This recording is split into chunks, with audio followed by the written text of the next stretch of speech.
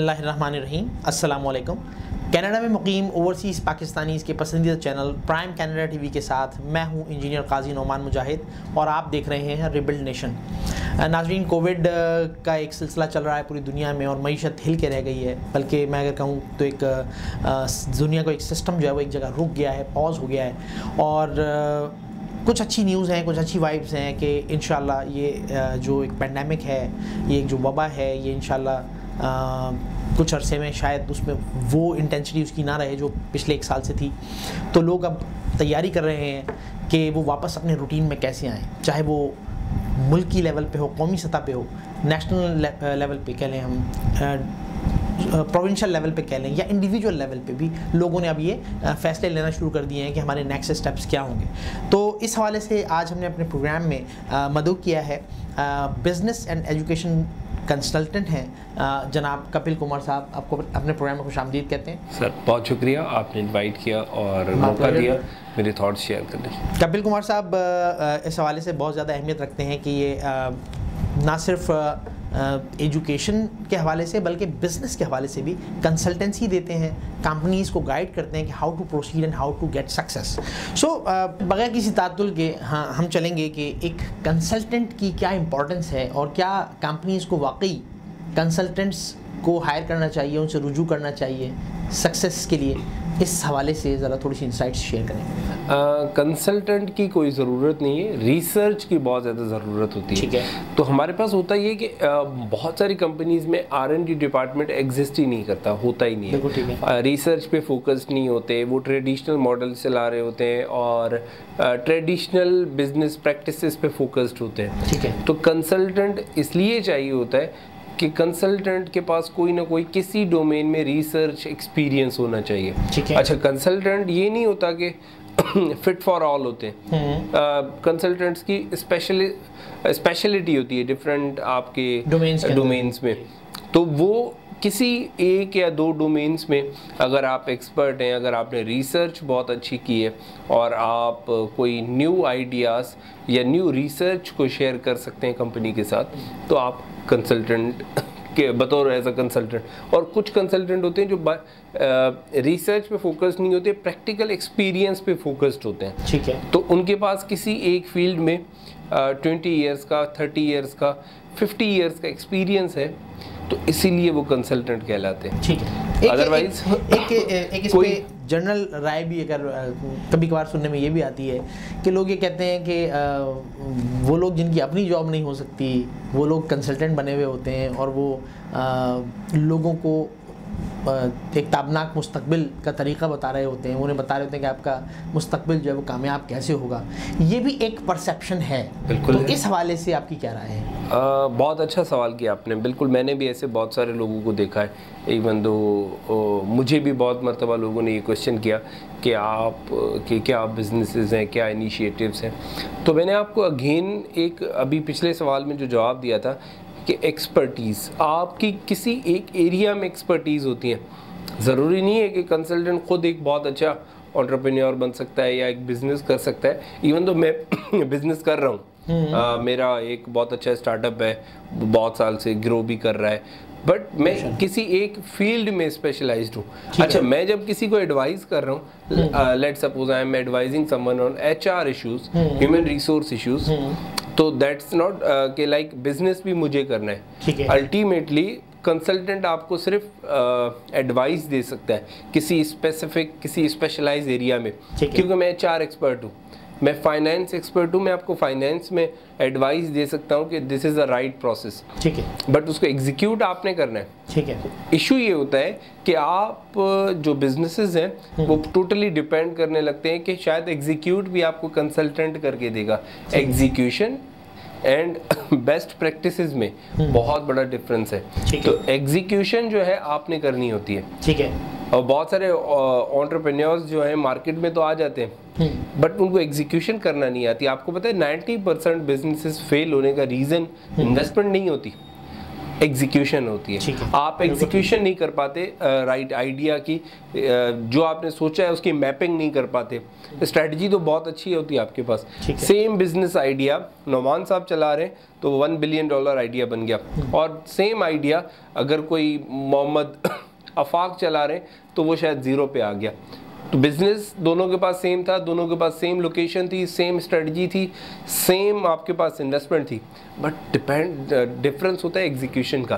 तो कंसल्टेंट आपको एडवाइस देता है, एग्जीक्यूशन आपने खुद करनी होती है। तो इसीलिए कंसल्टेंट भी आपको बहुत केयरफुली चूज करना होता है। अच्छा, कंसल्टेंट कोई भी हो सकता है, किसी के पास भी एक्सपीरियंस है किसी एक स्पेसिफिक एरिया में। एक साहब है वो रबड़ी बहुत अच्छी बनाते हैं, सही, वो बनाते तो सिर्फ रबड़ी ही है, बट क्योंकि वो बहुत फेमस रबड़ी है, वो 40 साल से बना रहे हैं, और आप पैक्ड रबड़ीज बनाना चाह रहे हैं ओवरसीज पाकिस्तानीज के लिए, ठीक है, वो आपके कंसल्टेंट बन सकते हैं। उसके लिए कोई क्वालिफिकेशन नहीं चाहिए, एक्चुअली उनका एक्सपीरियंस है, वो आपको बताएंगे कि रबड़ी कैसे बनती है।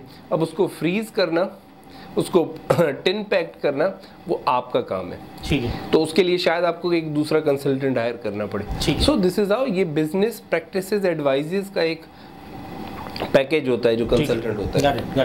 पाकिस्तान में इस वक्त जो कोविड के बाद जो अब कुछ हालात हम देख रहे हैं, और अल्लाह ताला हमें उसमें मदद फरमाए कि हालात जो हैं वो बेहतरी की तरफ जा रहे हैं, तो पाकिस्तान में कौन से बिजनेस एवेन्यूज़ हैं? पाकिस्तान मैं तो कहता हूँ कि एक बहुत ही इजी गोइंग बिजनेस एवेन्यू है पूरा पाकिस्तान। आप कहीं भी कुछ भी कर सकते हैं, क्योंकि हमारे लॉज बहुत इजी हैं। अगर आपको बिजनेस स्टार्ट करना है तो बहुत इजी लॉज हैं। पूरी दुनिया में आपको बहुत सारे अप्रूवल्स, रजिस्ट्रेशंस लेनी पड़ती है। लोगों जो ऑलरेडी बिजनेस में हैं, सॉरी मैं आपकी बात इंटरप्ट कर रहा हूँ, जो लोग ऑलरेडी बिजनेस में हैं, जो बिजनेसमैन कम्युनिटी है, वो तो इसके अगेंस्ट बात करती है। वो तो कहते हैं कि हमारे यहाँ बिजनेस करना ही मुश्किल हो गया है, जो इस तरह के कवानीन हैं और इस तरह की चीज़ें हैं, जो बढ़ती हुई महंगाई है, हम तो कर ही नहीं सकते बिजनेस।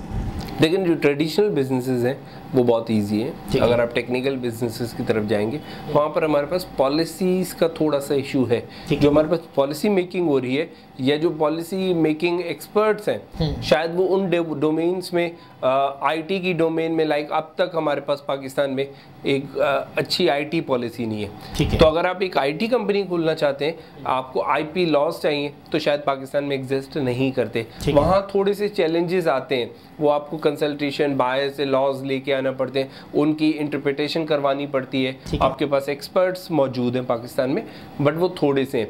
बट अगर आप ट्रेडिशनल बिजनेस की बात करें तो शायद हम उनको यूटिलाइज भी नहीं करते। आप देखिए ट्रेडिशनल बिजनेस में तो आपके पास अनलिमिटेड प्रॉफिट है, आपके पास बहुत सारे एवेन्यूज है। आप कल अगर कोई होलसेल शॉप ओपन करना चाह रहे हैं, शायद इस बिल्डिंग के नीचे अगर आप कोई होलसेल शॉप ओपन करें तो आपको ज़्यादा टाइम नहीं लगेगा, ठीक है। आप अगले दिन काम स्टार्ट कर सकते हैं, इतने अप्रूवल्स नहीं चाहिए, इतनी आपको रिस्ट्रिक्शन नहीं है, इजी प्रोसेस है। FBR पे जाके आपने रजिस्टर कर दिया, SCCP ने भी 1 विंडो सोल्यूशन कर दिया है, आप जाके कल रजिस्टर कर लें। और अपने होता क्या है हमारे पास, क्योंकि बहुत सारे लोगों को टैक्स चोरी करने की मैं कह सकता हूँ आदत होती है या मजबूरी होती है। उस आदत या मजबूरी की वजह से बिजनेस मुश्किल हो जाता है, क्योंकि अगर आपके पास अकाउंट्स की जो बुक्स हैं वो फ्री एंड फेयर हैं, आप अपना प्रोसेस आपका बहुत अच्छा है, आपने अपने अकाउंटेंट्स हायर किए हैं और प्रॉपर आप मेंटेन कर रहे हैं अपनी बुक्स ऑफ अकाउंट्स को, तो शायद बिजनेस मुश्किल नहीं है, ठीक है। बट टैक्स चोरी की जहाँ भी बात आती है, आप कहते हैं कि आपकी अर्निंग बहुत अच्छी होनी चाहिए बट आपके मुल्क की अर्निंग अच्छी नहीं होनी चाहिए, तो शायद पूरी जिंदगी अनफॉर्चुनेटली आप भी तरक्की नहीं कर सकते और आपका मुल्क भी तरक्की नहीं कर सकता। तो शॉर्ट टर्म तो आपकी तरक्की हो जाती है, आपकी प्रॉपर्टीज बन जाती हैं, बट टैक्स चोरी अगर आप इस एक छोटे से पार्ट को अगर आप निकाल दें तो बिजनेस करना पाकिस्तान में बहुत इजी है एज कम्पेयर टू। मैं इंडिया भी घूम चुका हूँ और Indian and Pakistani economy same है। इंडिया में बिजनेस करना बहुत मुश्किल है, ठीक है। पाकिस्तान में कंपैरेटिवली बिजनेस करना बहुत ईजी है, ठीक है। तो वो कौन से बिजनेस एवेन्यूज हैं जो आप समझते हैं कि इस वक्त अगर कोई बिजनेस की तरफ आना चाहता है, वो चाहता है कि ठीक है जी कोविड के बाद जो है वो अब हम एक एंटरप्रेन्योरशिप की तरफ आते हैं, या हम एक नया स्टार्टअप लेते हैं। मैं ऑलरेडी एक बिज़नेस में था बट वो कोविड की वजह से किसी वजह से ख़त्म हो गया या ख़त्म होने के दर पे है, तो मैं अगर एक नए एवेन्यू की तरफ मूव होना चाहता हूँ, तो वो कौन से बिजनेस एवेन्यूज हैं? बहुत सारे। हमारे यहाँ क्या होता है कि आपके पास आप लिमिटेड ऑप्शंस को कंसीडर करते हैं। ठीक है। आप अगर बहुत सारे ऑप्शंस को कंसीडर करें, और मैं तो उनके लिए स्पेशली कहना चाहूँगा जो MBAs हैं, BBAs हैं, पढ़े लिखे ग्रेजुएट्स, इंजीनियर्स हैं, जॉब नहीं मिल रही ना, देयर इज नो इशू। अब ये क्या आपके पास एक ऐसा चंक है जो एजुकेटेड है, जिनके पास अप्रोप्रिएट एजुकेशन है। अब उनको क्या करना है, एक्सप्लोर करना है ट्रेडिशनल बिजनेसेस को with unique and new strategies. ठीक है। आपके पास ऑनलाइन बिजनेसेस बहुत सारे मौजूद हैं, आप क्या करें, मिक्स एंड मैच करें। हमारे पास क्या होता है, या तो फुली ऑनलाइन की तरफ चले जाते हैं या तो ऑफलाइन की तरफ चले जाते हैं, एक traditional shop. Mix and match जब करते हैं, ऑनलाइन एंड ऑफलाइन का जो मिक्स एंड मैच होता है, चाहे वो सब्जी की शॉप, ऑनलाइन पे भी जाएं और उसके आउटलेट्स भी खोलें, आउटलेट्स भी हो, फिजिकल शॉप्स, और कुछ यूनिक आइडियाज हो सेल करने के। किसी मॉल में आपने पार्टनरशिप कर दी, किसी एग्जिस्टिंग ब्रांड के साथ आपने पार्टनरशिप कर दी। हमारे यहाँ ऐसा नहीं होता, लाइक एक फेमस ब्रांड है, बहुत अच्छा चल रहा है, अब आपका कोई ऐसा प्रोडक्ट है जो उस ब्रांड से बिल्कुल भी इररिलेवेंट है, बट क्योंकि उस ब्रांड पे फुटस्टेप्स बहुत अच्छे हैं, आप उनके साथ कोलैबोरेशन कर लें, आपका रेंट भी रिड्यूस हो जाएगा, आपकी मेन पावर भी रिड्यूस हो जाएगी, और जो ऑलरेडी उनके पास कस्टमर्स आ रहे हैं आप उनको इजीली कैटर कर देंगे, आपका डायरेक्ट टारगेट मार्केट को आप कैटर करेंगे। बिल्कुल ठीक है। तो कोलैबोरेशंस पे हम नहीं चलते, शायद हमें जो है ना कोलैबोरेशन बिजनेस मॉडल्स पे जाना होगा, और ऑफलाइन ऑनलाइन दोनों स्ट्रेटजीज को अकाउंट फॉर करके जब हम मार्केट में आएंगे तो इतनी अपॉर्चुनिटीज़ हैं। मैं रोज़ाना देख रहा हूँ यंग माइंड्स जो है नए नए यूनिक बिजनेस आइडियाज़ के साथ आ रहे हैं, आपका दिमाग घूम जाता है। तो अब वो एवेन्यूज़ और अपॉर्चुनिटीज़ मौजूद हैं, बट हमें थोड़ा सा आउट ऑफ द बॉक्स सोचना होगा। हमें शायद उस ट्रेडिशनल एक अच्छा पहले होता था कि शायद MBA करने के बाद आप किसी कंपनी के ब्रांड मैनेजर होने चाहिए, या आपकी जो कंपनी हो वो $1 मिलियन कंपनी होनी चाहिए। याद रखिएगा, आज जो $1 मिलियन कंपनीज आप देख रहे हैं पूरी दुनिया में, ये किसी दिन 1000 कंपनीज थी। ठीक है।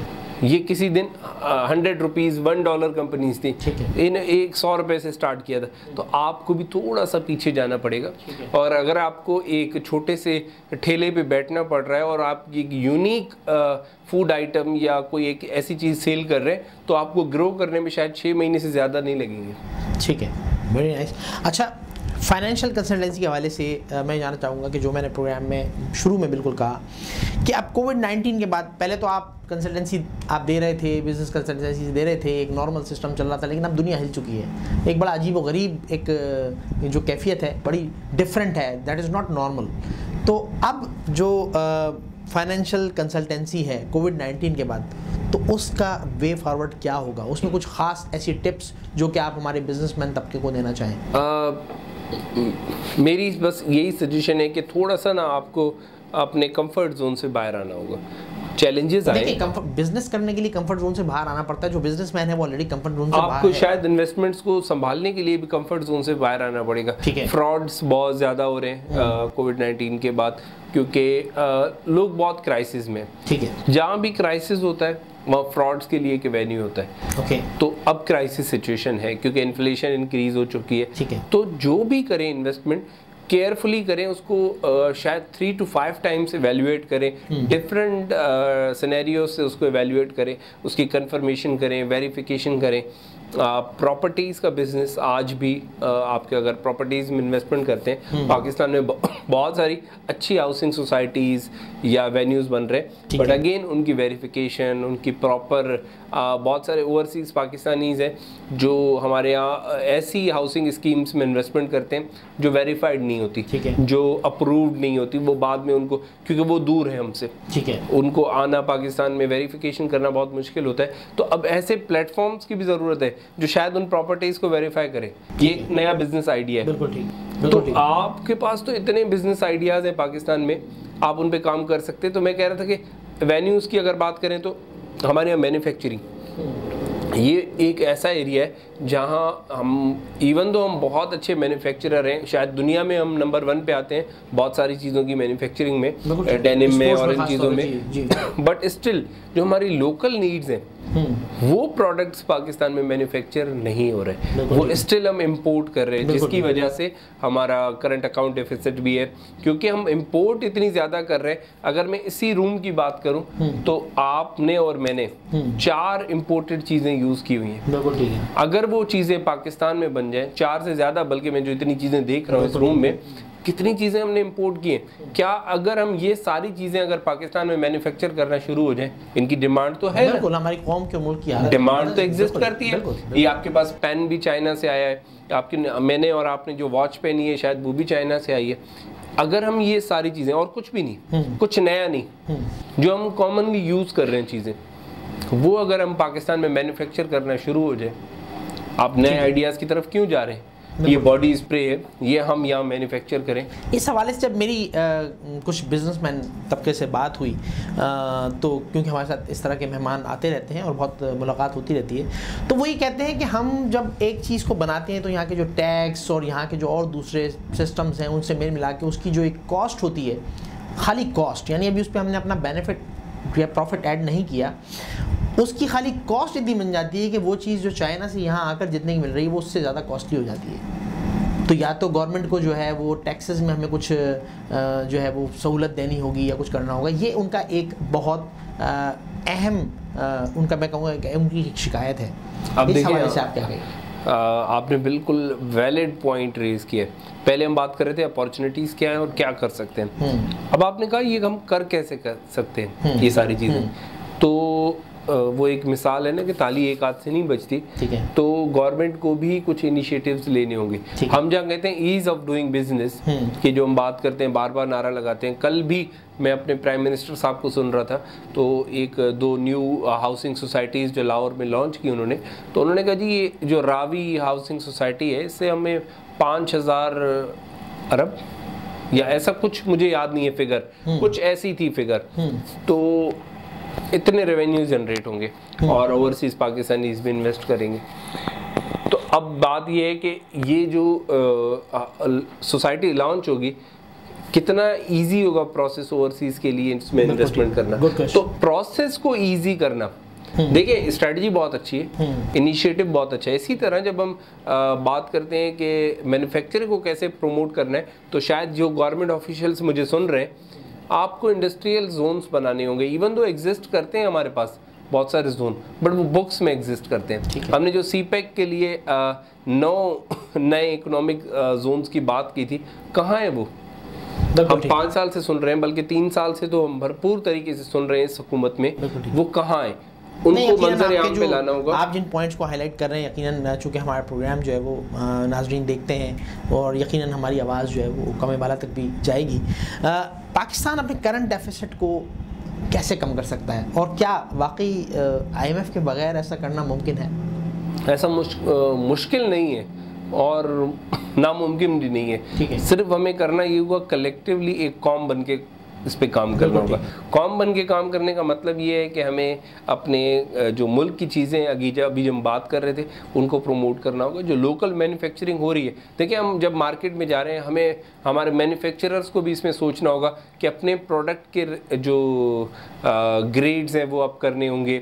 हमने अपने प्रोडक्ट की क्वालिटी पे बहुत ज़्यादा काम करना होगा। और ये पूरा एक साइकिल है। ये अगर हमारे प्रोडक्ट की, लेट सपोज मैं अगर इस किसी मॉल में जा रहा हूँ, वहाँ 2 केचप हैं, दोनों शेल्फ पे मौजूद हैं, और एक पाकिस्तानी है और एक बाहर की केचप है। इवन तो टमाटो हमारे पास बहुत अच्छा होता है पूरी दुनिया में, फिर भी अगर मैं इंपोर्टेड केचप परचेज कर रहा हूँ, तो दैट मीन ये जो पूरा साइकिल था इसमें कोई ना कोई फ्लॉ है, या तो उसकी ब्रांडिंग ठीक नहीं हुई। शायद हम चंद पैसों के लिए, चंद रुपयों के लिए शायद हम वो इम्पोर्टेड प्रोडक्ट तो ख़रीद लें कि वो थोड़ी सी सस्ती मिल रही है, लेकिन अगर हम इसको इन डिटेल देखें तो देखिए हमारी आने वाली नस्लों के लिए बिज़नेस वेंचर्स, हमारी आने वाली नस्लों का मुस्तकबिल, हमारे मुल्क का मुस्तकबिल, ये सब इस पे कंप्रोमाइज़ हो रहा है। अगर हम ये सिर्फ एक डिसीजन लें कि जी हम अपने मुल्क की बनी हुई प्रोडक्ट्स को अगर हम अहमियत देंगे, इंपॉर्टेंस देंगे, उन्हें यूज़ करेंगे, तो शायद शायद ये एक छोटी सी कुर्बानी तो होगी जो कि चंद पैसों या चंद रुपयों की होगी। बल्कि आप इस पे मैं आपको करेक्ट करूंगा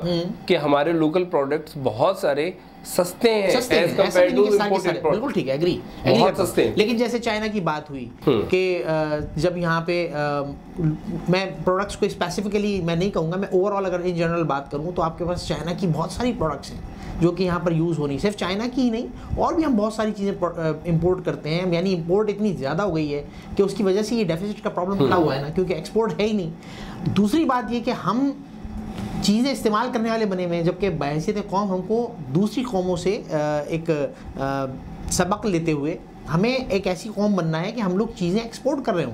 दुनिया में मेड इन पाकिस्तान का नाम चल रहा हो, दुनिया में लोग पाकिस्तान की चीज़ों को ऐसे पसंद कर रहे हो जैसे आज हम मेड इन जापान की चीज़ों को पसंद करते हैं। लेकिन क्या ये करना नामुमकिन है? नहीं, बहुत आसान है। गवर्नमेंट कल ऐलान कर दे, इमरजेंसी लगा दे कि मेड इन पाकिस्तान कोई ऐसा प्रोजेक्ट अनाउंस कर दे कि जी अगले 1 साल हमें भरपूर काम करना है, लोकल बिजनेसेस को सपोर्ट करना है, लोकल बिजनेसेस को आप एवेन्यूज़ प्रोवाइड करें, पूरी पाकिस्तान में एक्सपोज हों, हफ्तावार जैसे बाज़ार लगती है ऐसे एक्सपोज लगें जिसमें मेड इन पाकिस्तान कॉन्फ्रेंसेज हों, आपके पास स्टॉल्स हों जैसे संडे बाज़ार लगती है, ऐसे मॉडल्स लेके हैं जिसमें लोकल प्रोडक्ट्स को सपोर्ट की जाए, उन पर टैक्स कम किया जाए। आप फ्री नहीं कर सकते ना, कम कर दें, जब उसका हजूम बढ़ जाएगा। आप कहते हैं ना कि जब हम होलसेल में जाते हैं तो रिटेल में अगर किसी चीज़ पे 1 रुपये प्रॉफिट होता है तो होलसेल में 10 पैसाज होता है। तो अगर आपके 50 प्रोडक्ट सेल हो जाए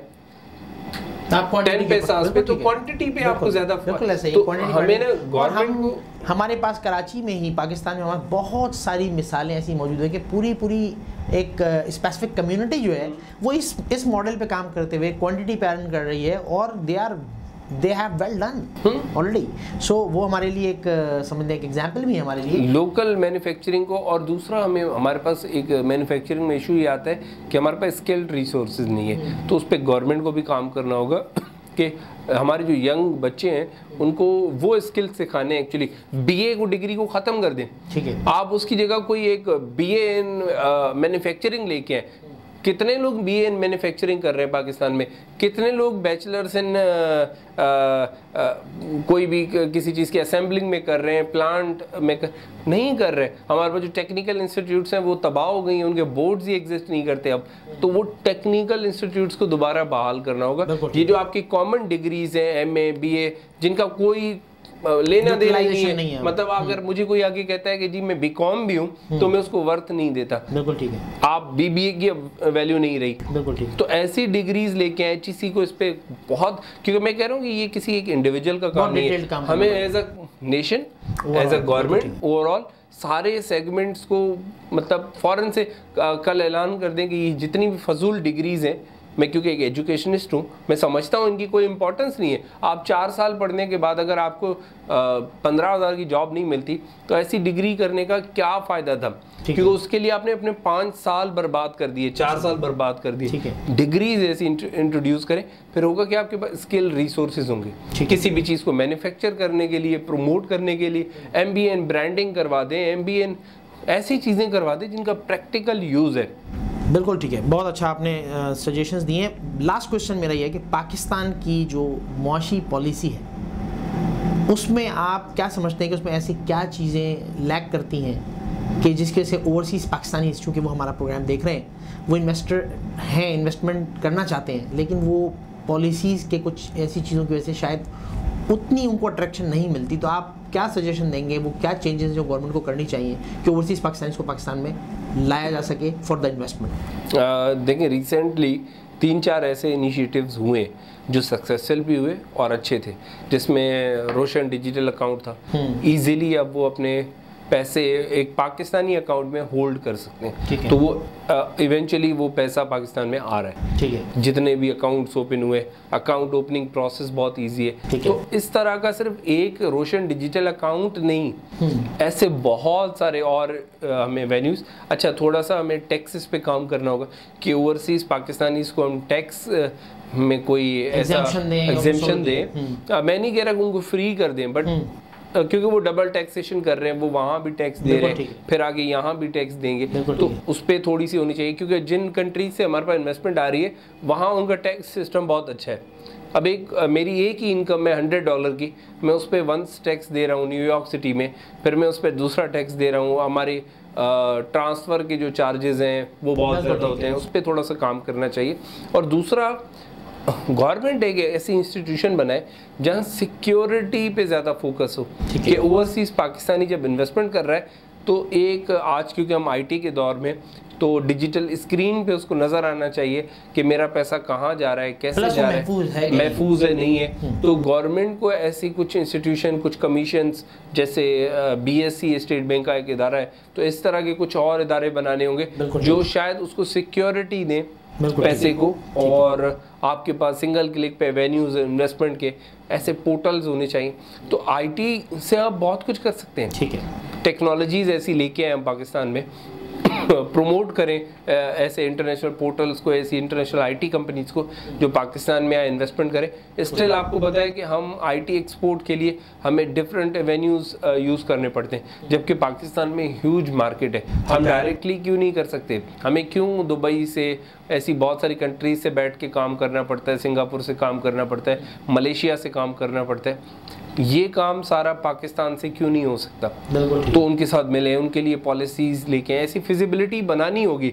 देखिए, गवर्नमेंट का काम सिर्फ और सिर्फ एडमिनिस्ट्रेशन करना नहीं होता, आपके पास न्यू आइडियाज़ पे काम करना होता है। तो गवर्नमेंट को शायद थोड़ा सा पॉलिटिक्स को साइड पे रख के अब आना होगा। 2.5 साल हो चुके हैं, 3 साल हो चुके हैं, अब आना होगा, आवाम के साथ बैठना होगा, बिजनेस जो इंडिविजुअल्स हैं उनके साथ बैठना होगा और मिलके ऐसी कोई स्ट्रेटजी प्लान करनी होगी कि हम आगे के 50 साल अपने सिक्योर कर दें, 5 साल की बात ना करें। बिल्कुल ठीक है, बहुत शुक्रिया कपिल कुमार साहब, बहुत अच्छी सजेशंस और बहुत अच्छी इंसाइट्स आपने शेयर किए हैं।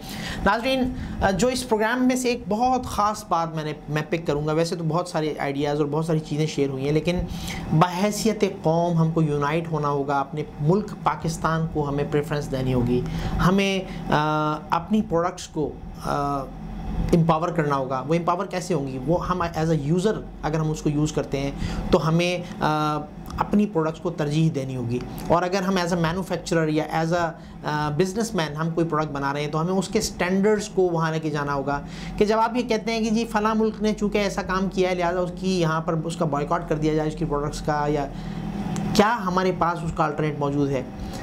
हम उसका अल्टरनेट बिल्कुल प्रोड्यूस कर सकते हैं, हम उनसे बेहतर उसका सोल्यूशन ला सकते हैं, कॉस्ट इफेक्टिव सोल्यूशन ला सकते हैं, और इस पर अब हमें सोचना होगा।